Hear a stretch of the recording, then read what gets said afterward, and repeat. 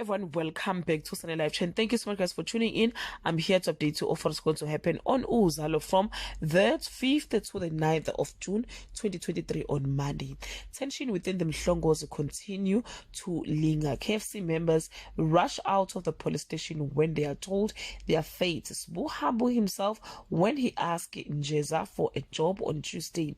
Kapsile unleashes her heart and emotions on radio and Insta Live. Ken Kazimulo and his friends makes peace, or is the relationship truly over? Mbata has a change of heart on Wednesday. Sbu is adamant on changing his ways.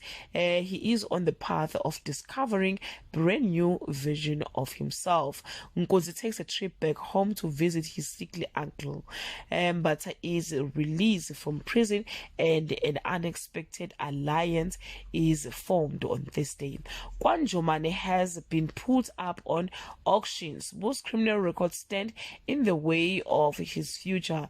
Mbata goes from hero to zero on Friday.